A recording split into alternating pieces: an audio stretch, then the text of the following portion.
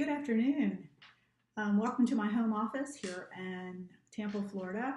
I am Lisa Melanson, co-founder and current co-editor of the Rhetoric of Health and Medicine. And we determined that we needed to give you all some background about how we do some things at the journal. And one of them is how we do reviews. So while our process is similar to other academic journals, it's also a little different. In our hope to make publishing more transparent, we decided this was going to be one of the first videos that we did. So once you go to the online RHM system, Blake, and you submit something, Blake Scott, my co-editor, who's over at the University of Central Florida, we both read it. And the very first part of the review process is whether or not Blake and I agree that is of the right level of quality to send out for peer review.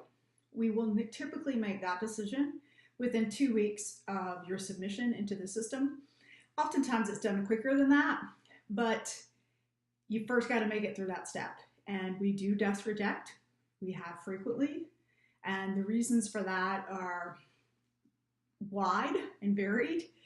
But a desk reject means that it doesn't get any farther than our desk. And we typically reject a manuscript if it does not fit the focus of the scope of the journal. If the argument is still in its very nascent stages, which means that the manuscript is unfocused, typically has competing claims, and it often does not have adequate support or evidence. If the manuscript is wholly unaware of the field of the scholarship of RHM, it's oftentimes also desk rejected. And finally, if it does not have a rhetorical focus. The manuscripts we received that we have desk rejected have fit into one of these areas. In regards to the last one, not a rhetorical focus, this is one of the most important aspects of the journal and what differentiates the Rhetoric of Health and Medicine from other journals in health communication and in rhetorical studies. And Blake will be doing a video to help further explain what we mean by rhetorical focus outside of what we already have online at the journal. But if we don't desk reject the manuscript, and most of them aren't, we send it out for anonymous review. We select 2 reviewers, and we choose reviewers with an eye toward getting someone who is an expert in the manuscript's topic and the diversity of backgrounds. Diversity of backgrounds to us means we are working toward having the reviewers represent different disciplinary areas of RHM, such as one person from communication and someone else from linguistics. It is likely that one of the reviewers will be a member of the editorial board. This review process is basically for our research articles. We're going to do another shorter video about the research process for dialogues and commentaries and persuasion briefs. Reviewers have 4 options on research articles. And this is where we get a little different from other systems. We have accept with revisions, revisions requested, resubmit for review, and reject. So our peer reviewers can choose any one of these 4 options when they're submitting reviews back to us.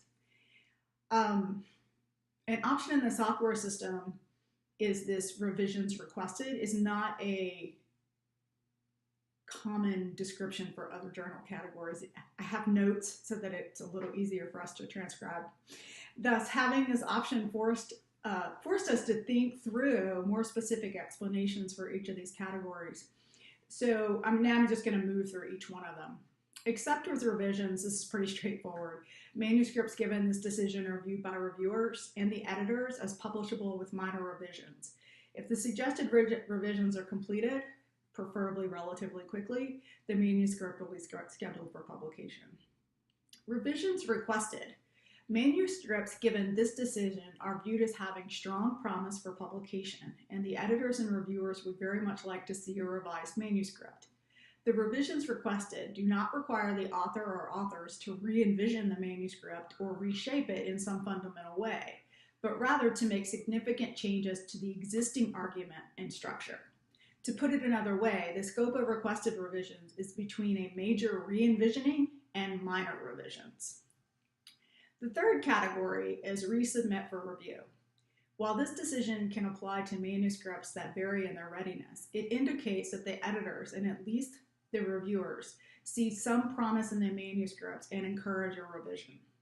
This decision also indicates that the requested revisions would entail a major re-envisioning and reshaping of the manuscript's approach and argument, such as the methodology, theoretical framework, analysis, or connection to RHM and other relevant scholarly conversations.